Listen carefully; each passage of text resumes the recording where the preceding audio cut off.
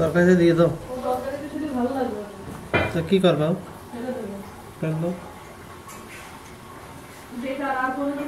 না না, ফুলকপি চপার খাওয়া যাবে না।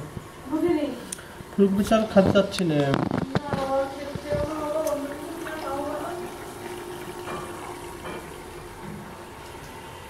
বাজে একদম